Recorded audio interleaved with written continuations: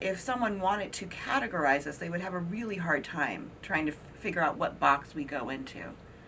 And that's what I want to give to our listeners, is that you don't have to fit into a box in order to not just exist, but to be happy, to be empowered, to be powerful, to have a voice, to, not just, I was enduring for so long when I was trying to fit into a category, and now I'm really living in a way that was better than I could have ever anticipated, with a man that is doing the same thing that I'm doing, but with me. It's just really incredible.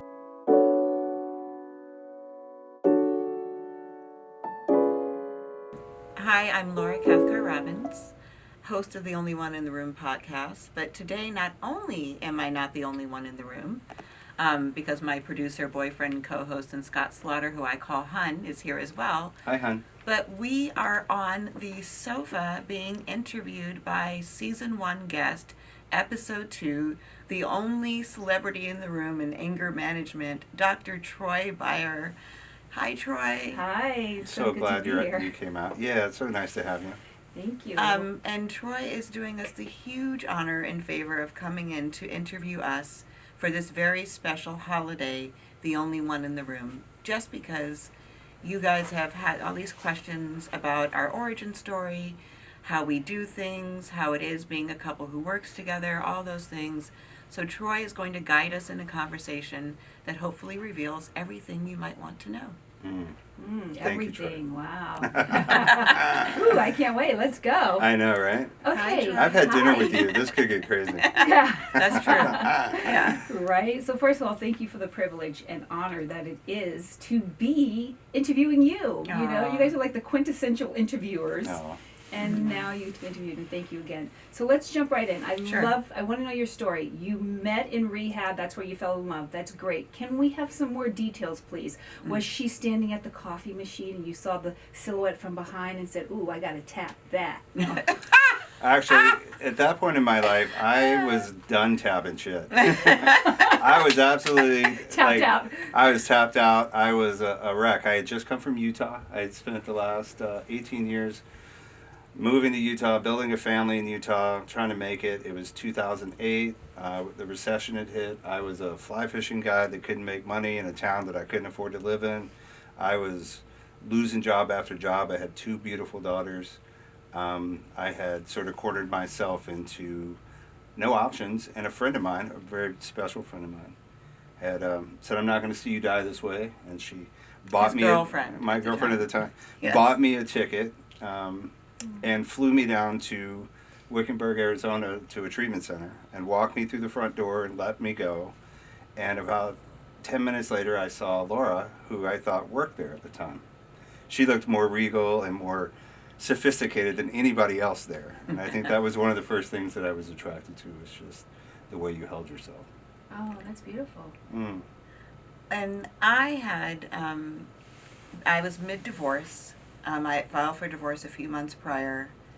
My children were 8 and turning 10, my 2 boys, and I was just utterly devastated to have been taking this journey by private jet to Wickenburg, Arizona, where I was dropped by my ex-husband to get well enough so that I could be a mom to our kids. And, or my almost ex-husband then. And once I got into the orientation, that's where Scott was. Apparently, I don't remember him in there.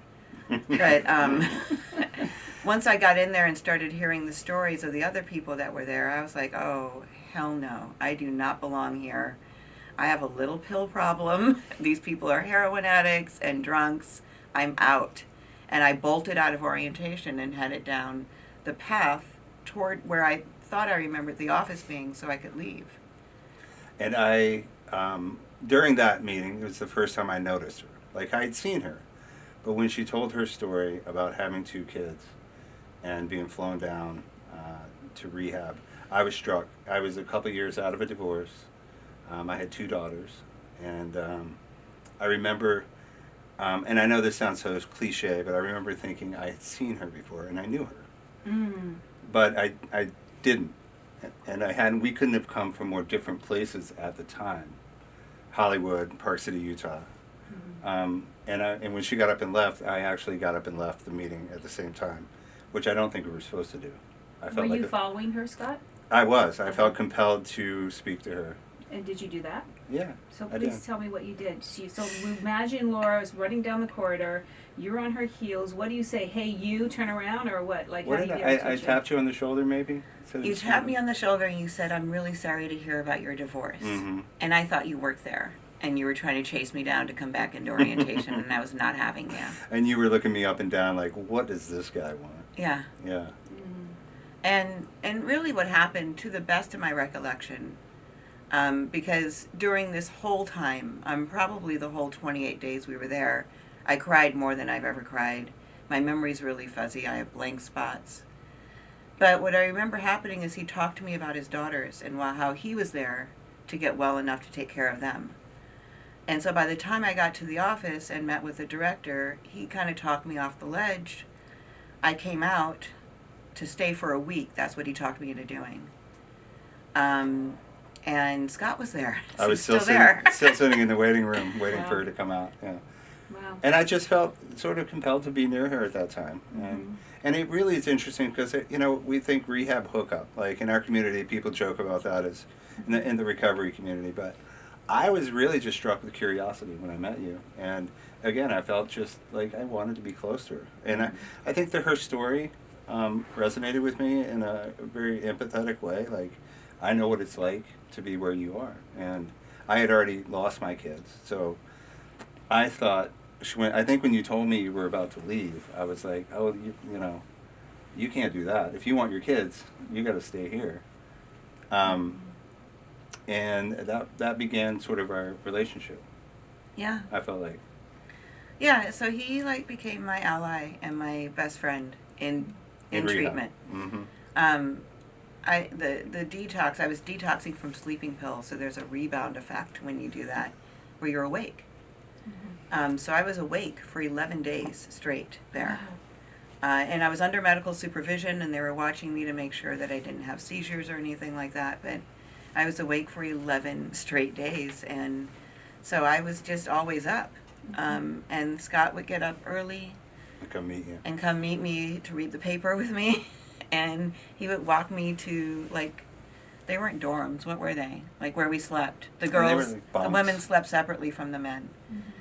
And so he would walk me over to my area at night, and the very last moment that we could, kind of just be together, and it wasn't romantic. It was, for me, it was survival, and he was my lifesaver. Yeah, it sounds like there was a lot of psychological and spiritual support. Yes. Yeah, Yeah, absolutely. it felt like a responsibility and not an opportunity. That's what. It felt like a responsibility. Yeah, That's instead of an interesting. opportunity, Wow. Yeah, and I think that's what guided me. It did get kind of like Oh, he kissed me. I did kiss her Well, yeah, so eventually. that's the next thing. I was like, I know you guys violated a policy, right? That you're not supposed to do. What was Well, that? Well, first, we weren't supposed to be together. It's a facility where men and women are kept separate. we so, were kind of lined up with some really highfalutin people. Highfalutin. Well, we were some well-known people from the world, Yeah. and Right. I felt like a total bum because I walked in there with a flannel T-shirt off the river in Yeah, Utah, right. and here I am seeing people I've seen on TV. Sure. But yeah. it was a facility for drug and alcohol rehabilitation, but it was also primarily a facility for people with love addiction and Love and sex addiction. love and sex That was addiction. unbeknownst to us, though. I wow. had no idea about that when we got there. Right, so they probably were really serious and rigid about those Yes. rules and segregation, Yeah. gender, yeah. They were watching, So how did you guys sneak a kiss inside of that? by the cows. By the cows. There was a balcony off one of the counseling buildings that looked over a pasture, and this amazing thing happened every time the sun went down, where the cows would do this opera. And I had never seen anything like that before. He took me up there to show it to me. he had seen something like it before. Yeah, like being in Utah, it was a very common thing. I don't know what. I It's one of those had things never that- seen a cow pasture before, so and there was that. I lived in the middle of a number of them. Yeah. Right. And after one particular chorus of moos, Cacophony of Cacophony. cows. he turned to me and he kissed me, and I was nonplussed. I didn't know what to say. I did not kiss him back. I was not expecting it at all. I thought I'd made a huge mistake. I was like, oops. You did. I did. Uh-huh. That was like the best mistake ever. Right? In Yeah. retrospect, right? Well, I thought I had crossed a boundary because I thought I had not asked for permission, but I thought I could, sort of sense that it was an opportune time. Oh, wonderful. So we've gone from responsibility to opportunity. Very Yeah, that good. was an You are opportune really time. traveling. Yeah. But that's as far as it went. I think what I wanted her to know is that I liked her. Yeah.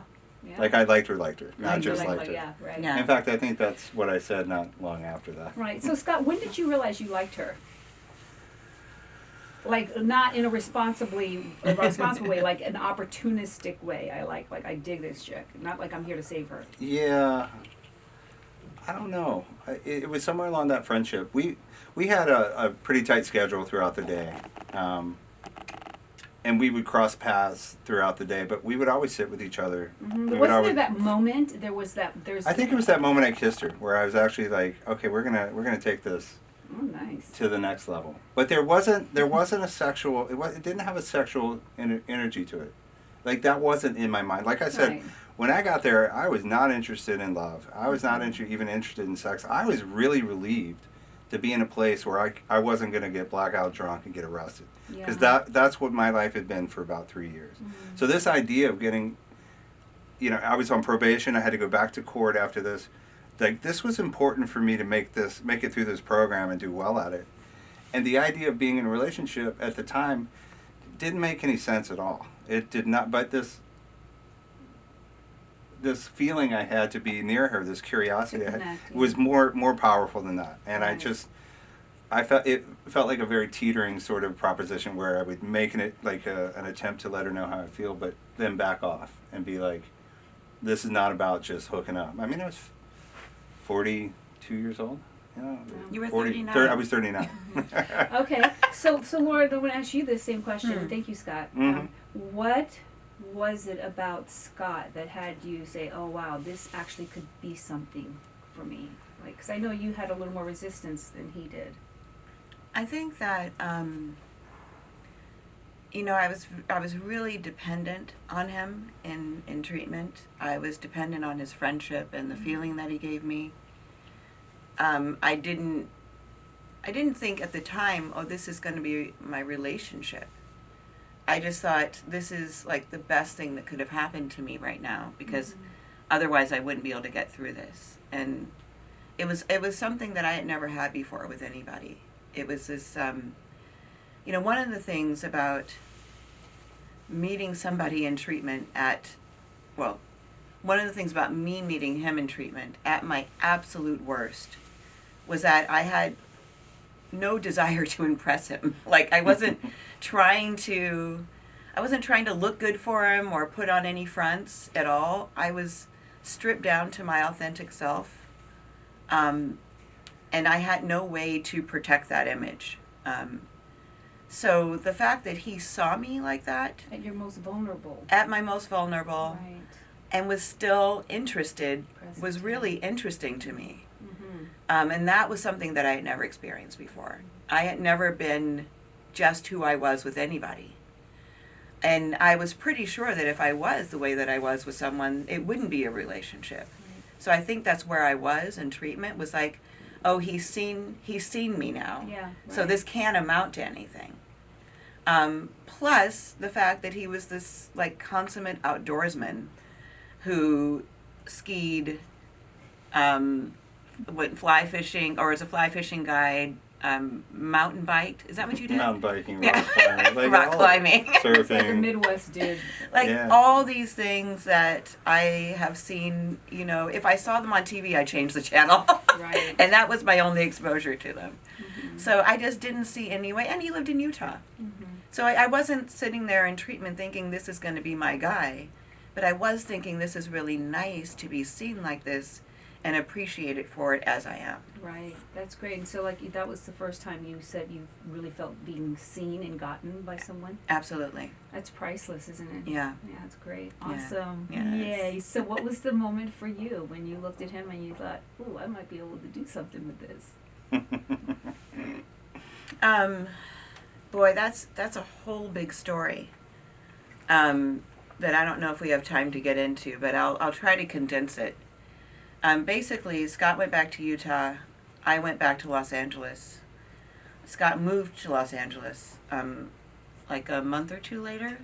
Yeah, about 5 weeks later. And Were you guys in touch during the summer? yeah, Okay. we were in touch the whole time. And why did you move to? I'm sorry, I'm going to interject a little bit Yeah. because I just No, want it's to fine. keep the timeline accurate here. So you guys finished your rehab together. Scott went back. You exchanged phone numbers. Obviously, you were in communication. Scott, did you initially plan to move back to Los Angeles, or was it something that you guys created? What happened was I went back with the intention of really staying sober, and I relapsed within like a couple of days, and it was devastating. You went back to Utah and you Mhm. relapsed. Okay, got it. Immediately, and I started calling her, and I see. I was like, dude, I don't know how to do this. Wow. You know, I had literally left this huge mess and gone away for 30 days and came back, and that huge mess was still sitting right Sure. there. My trash cans were overflowing. Yeah, people hated me. Now, I don't know that people hated me. I think people had given up on me. And So you went back to the same structure. yeah, and so, you know, at some point, I think Laura said, "Why don't you come to LA and try getting sober here?" And I was Nice. like, "That sounds like an oxymoron. Like I'm going to go to LA and get sober, right?" And at some point, I didn't have any other options, so I decided to take her up on it, and I came here. Yeah. Okay, great. All right, so then back to the moment that you realized he was the one for you. Yeah, so he moved here. You know, he didn't move in with me because my home situation. Anyway, it doesn't matter. He didn't move in with me. He moved to Los Angeles, and I had been going to 12-step meetings here, and had maintained my sobriety, and I was close to getting divorced. He kind of, you know, kept doing what he was doing. He kind of kept drinking when he got here for a while. And he ended up going on what we call in program a run, where he drank bottle to bottle for a number of days in a row. And he was away. He was in Hawaii. He had gone to Hawaii to be with his kids at this point. He had left Los Angeles and gone there. When he returned from that, which I didn't think he was going to, and I was talking to him the whole time, he showed up at my door. I'm going to cry just thinking about it.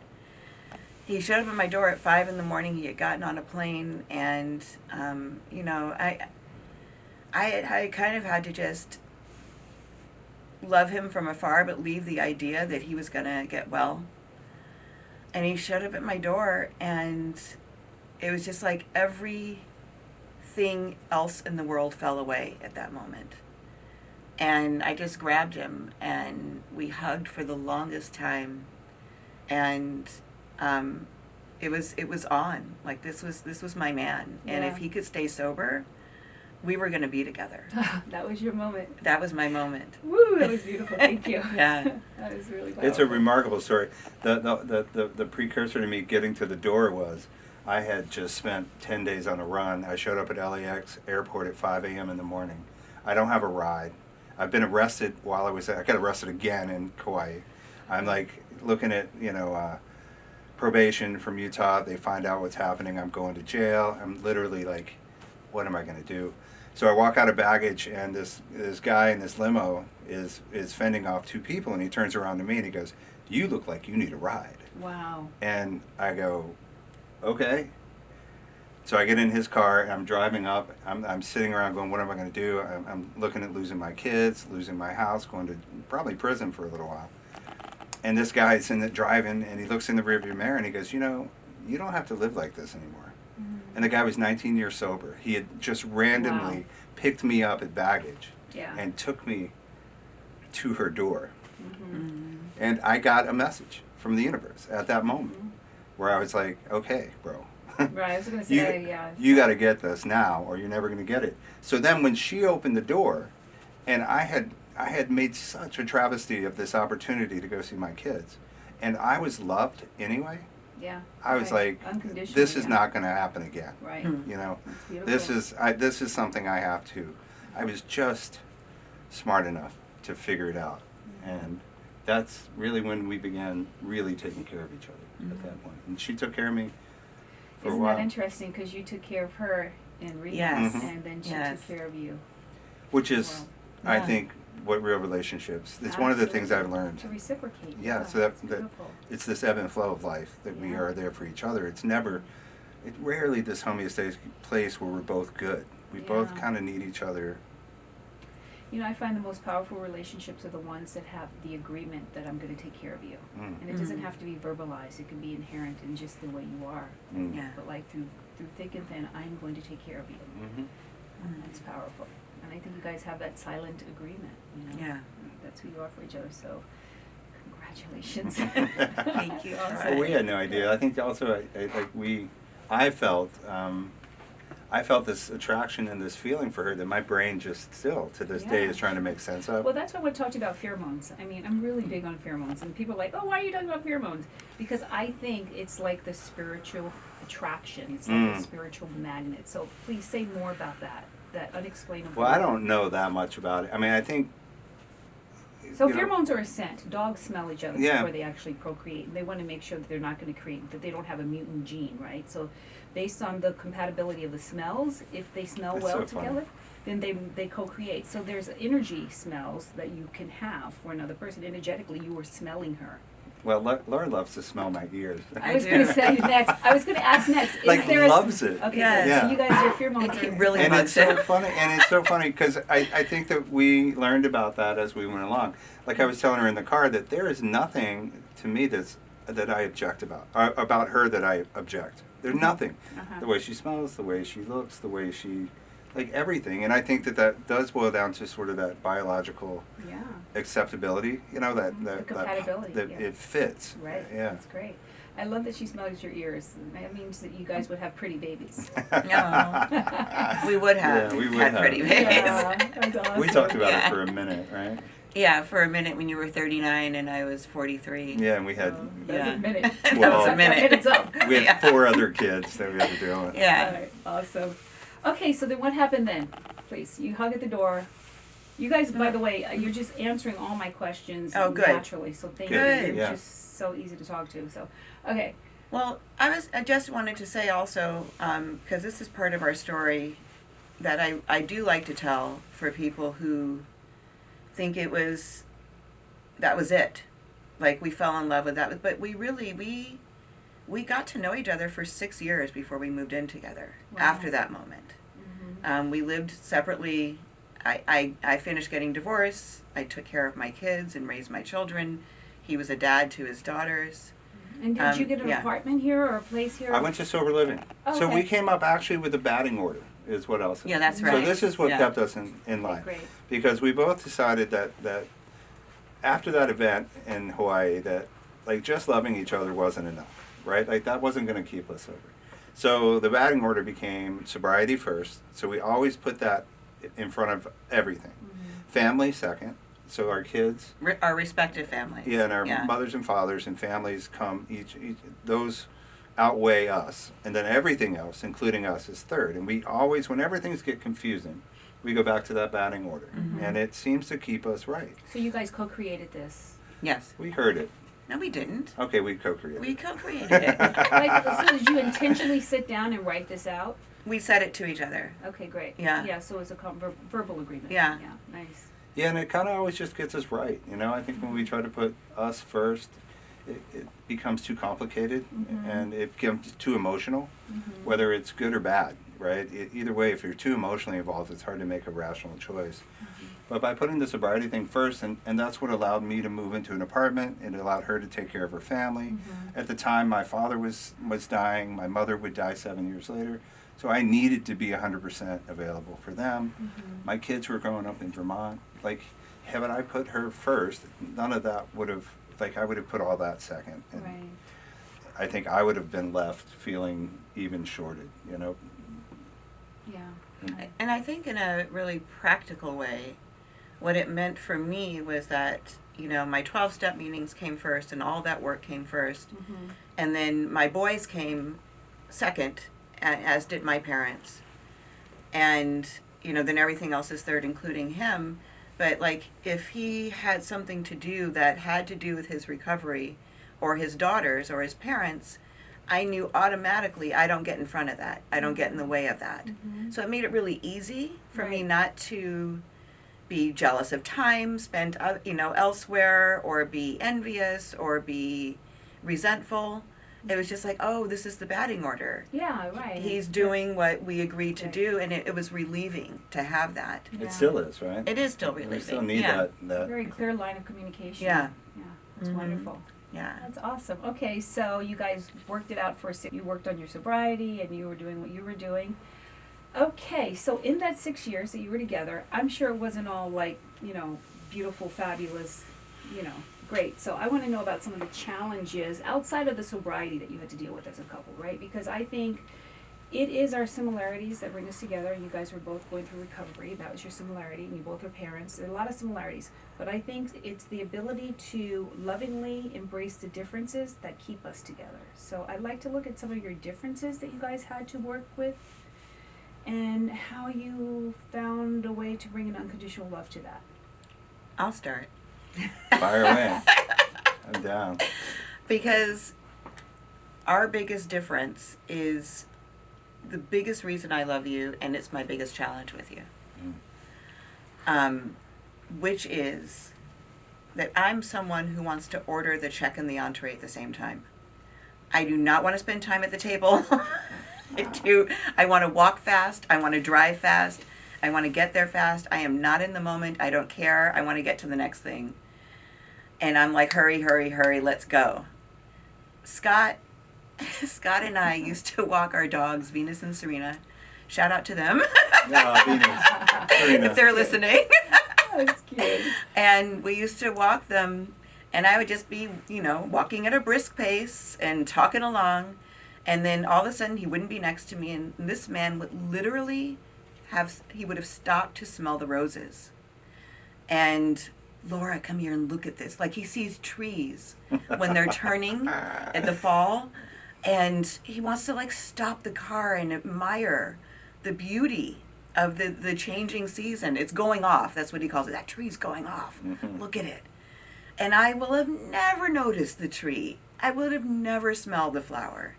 To have someone in my life who is my partner who does that is amazing for me, because it slows me down and it pulls me into the present. It is a side of life that I never knew. My ex-husband was just like me. We were both check and entree people at the same time. We were both let's go, let's go, let's go. I was actually slower than him in most things, especially in processing.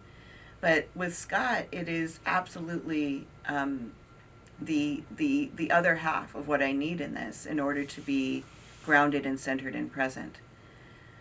That being said, that is also my challenge when I'm in my groove, which is that I just said, and he's not. I want to bring him up to speed. Literally, right? Literally. Yeah. And it's just not who he is by nature. He is not that person. He is that person who really takes his time. He's very thoughtful. He is very spiritual. He has what do you have, hon? Oh, this like really deep intuition. Mm-hmm. He's very sensitive. I'm not. Mm-hmm. I can walk into a room. I won't know anybody that was in there unless they're important to something that I need to do. Mm-hmm. I won't know what they were wearing or what they look like. I won't notice what anyone said. He will have come away with everything. He'll come away with how someone was feeling in the corner. Like, he'll know that from, and he'll be like, didn't you recognize that? Didn't you see? I'm like, no, I didn't even see that person. I didn't even know they were there. I can't even help it. You can't even help it. Mm-hmm. So that is absolutely my biggest challenge with him, and I do meditate about that, Mm-hmm. and I set an intention in the morning to be open to where he is, Mm-hmm. and to not try to rush him. Right, through. open to his pace Yeah. and his process. Yeah. Yeah. What about you, hon? That's generous of you. Yeah. Thank you. Yeah. Thank you. Well, I think it probably, like, I think about the first time that we planned a vacation, and Laura was used to dealing with her ex-husband, so she wanted to schedule the whole vacation. Like, we're going to go have tennis, and then we're going to have lunch, and then massage, and I was like, yo, baby, like, let's just not schedule anything and see what happens. And she was like, What? what? And now we go on vacation, and it's absolutely like the only thing we got to do is get a chair by the pool. We have to do that. And we have to have a dinner reservation. Yeah. But that's it, you know? Okay. So we found middle ground on that. And, you know, like, I think, you know, as we've gotten into this project of the podcast, I think that part of that thing that she was talking about, the get up and go, she is the hardest worker I know. Like, it's insane. I mean, she always she has this saying, like, we're going to throw every ball against the wall and see which ones come back. There you go. And she's got, like, a basket next to her. Right. And I'm kind of like, there's balls everywhere, honey. I can't do anything, you know? Like, That's great. so I think that probably that is one of the bigger logistical challenges on the day-to-day. It seems to sort of filtrate itself through everything, you know, as far as how she does things and how I do things. Mm-hmm. But we find compromise. I think for me, it's a willingness to allow people to have their experience at the expense of me being comfortable. Like, I think anytime I resist what's going on with her, it's that I feel uncomfortable. Mm-hmm. So I when I'm challenged by that, I think I have to sort of allow her to just be her and then be there for her when it's over.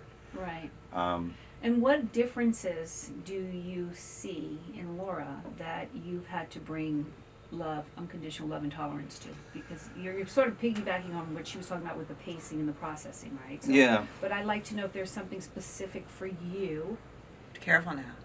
I don't want to start any trouble but I'm here, just but kidding. just trying I'm just to- kidding. But I think Troy wants to get to something that's undisclosed, and I don't think Well, it that- doesn't have to be undisclosed. No, but I don't think that we have a lot that's undisclosed. I think one of the other things that we really differ in that I have to own is that I am an only child, Mm-hmm. and at times I like to be the center of everything, and it's really important to me. And when it's not reciprocated, it's a real, I find myself wanting to be a blaming person. Like, I need this now, and you need to give it to me. You're talking about love. I'm talking about love, emotional security, Yeah. feeling safe. You know, Yeah. like I just get into places where it feels like really important at the time, at the moment. And there are times where she is just off doing her thing. And Right. and here's the thing is, to me, it's a false sense of insecurity. It's not really that I'm unsafe. I just feel the need at the moment to, like, sort of grab her and say, tell me that I'm okay. Yeah, got it. Uh-huh. And that can manifest. That would be the love language. Yes, yes, yes, yes. Which we just learned about. Okay, We so are tell just me, learning yeah, about what are your love languages? Do you mind if we go there for a second? Yeah, mine is absolutely acts of service. Yes. Absolutely. Mine is quality time. Yes. Very good. But we are learning how to work with those as far as them being more in the front. Yes. You know, and that's where the power is, like I said, is Yeah. being able to work with the differences and, Mhm. and you know, not let them get in the way. Yeah. Well, I think understanding that the goal is the same, it's just spoken differently, you know. Right. One mountaintop, different paths. Mhm. What are the other love languages? 'Cause so there's quality time, acts of service, Acknowledgement. gifts. I don't remember and what they are. acknowledgement. So there's acts of service, quality time spent together, acknowledgement, touch. Touch. And then there's one more. I can't remember. So touch is important to me. Oh, touch is important. It is. Is touch important to you, Laura? No. I'm sorry. I'm shaking my head. Okay. No. Are you a PDA person? No. No, Scott, are you a PDA person? I mean, if it has to be in public, sure. But I mean, Like, I'm by any means necessary. Yeah. Scott's like, just give it to me. Yeah. I mean, I you saw before the show I kissed her just because That I was felt really the desire. cute. Yeah, and Yeah. that's sweet. Okay, so if no one was listening to you and you had to thank God for something that Scott brings to the table that you don't have, what would that be, Laura?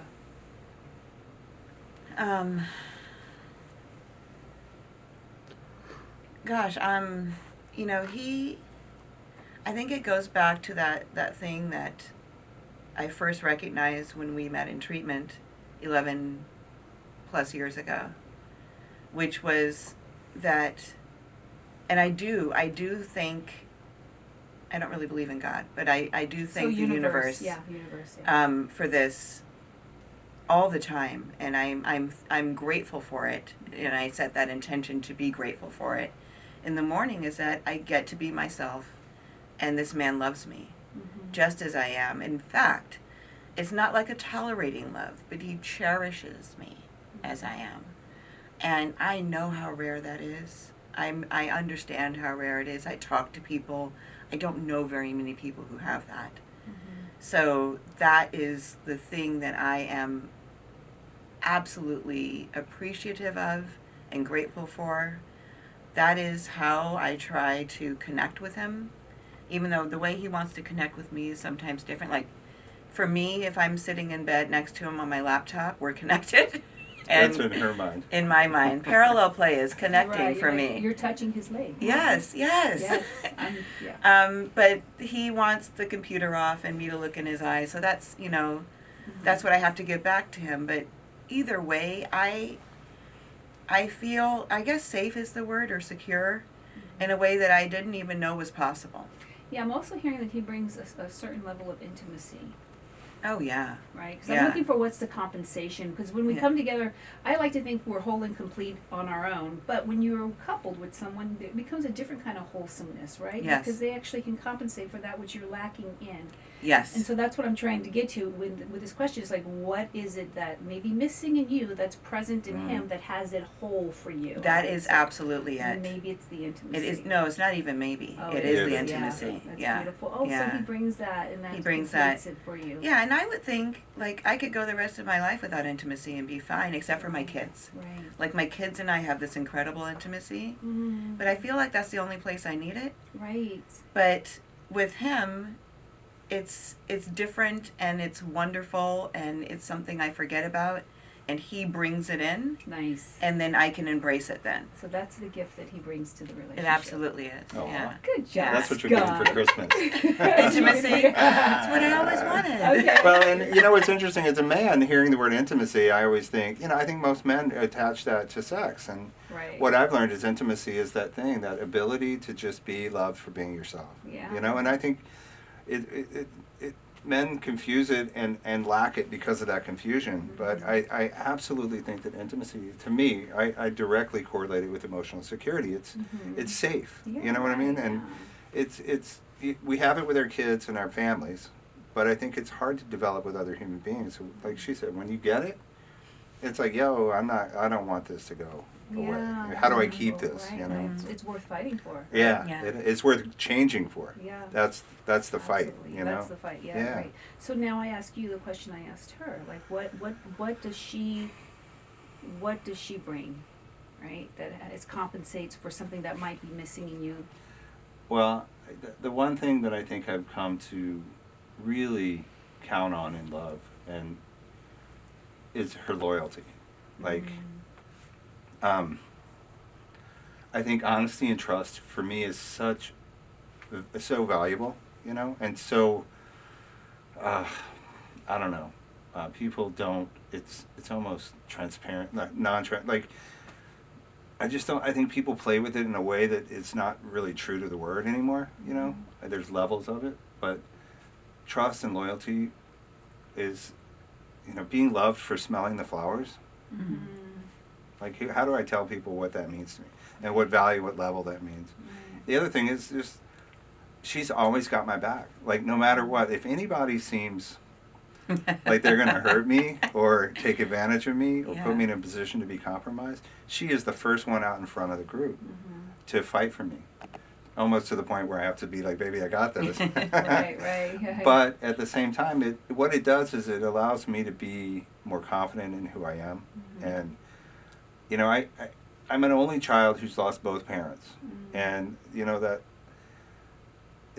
not to play pity, but I think that when the people that know you the best are gone in the world, it's hard to find that confidence again. And she gives me more than enough of that to get through the world.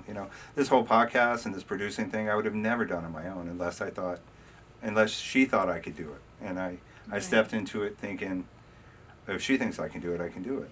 Yeah, so I'm also hearing empowerment, like she empowers you. Mm-hmm, absolutely. Yeah. Well, she sees me oftentimes in a way that I don't see myself. Right, well that's the compensatory trait that I'm talking Yeah. about. Like what does she bring to the table that Scott doesn't have at the table? She absolutely brings that, and then I get to build on it and build on Beautiful, it. and that's another level of being whole.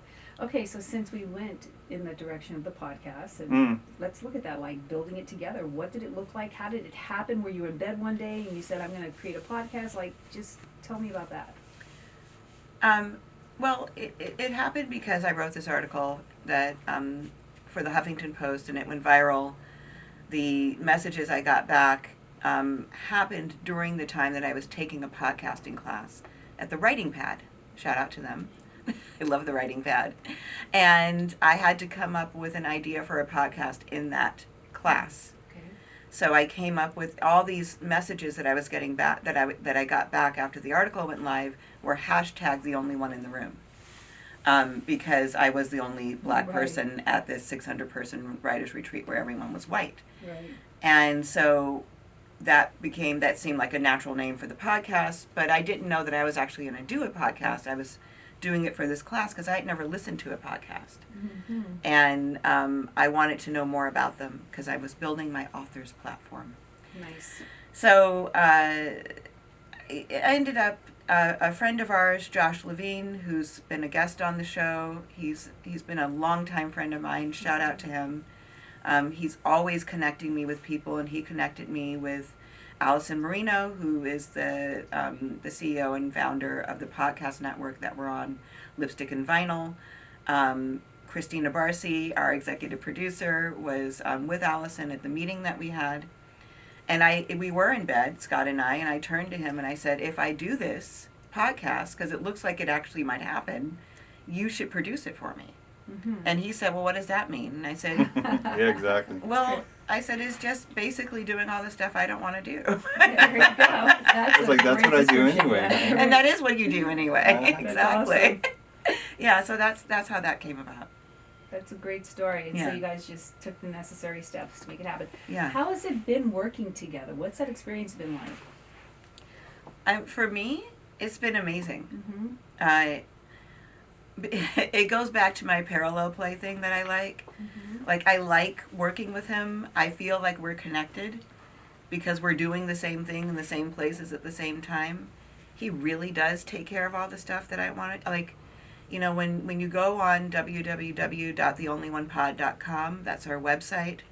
Scott built that. All of the merchandise that's on there, he made the store. All the photographs that are on there, he took.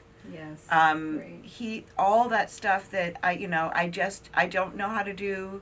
I would probably tear my hair out trying to do it. You know, I'm the creative. And I write and I book the guests and, you know, I create the interview format, but all the other stuff is really essential stuff. Mm-hmm. And I guess I could do it. You know, you never know what you can do if, you know, given the opportunity, but boy, I would be really hard pressed to do it all, and I would have this would not be an enjoyable process for me. Right. If I had to do all of that. So sharing it with him makes it really, I'm able to enjoy it. Mm-hmm.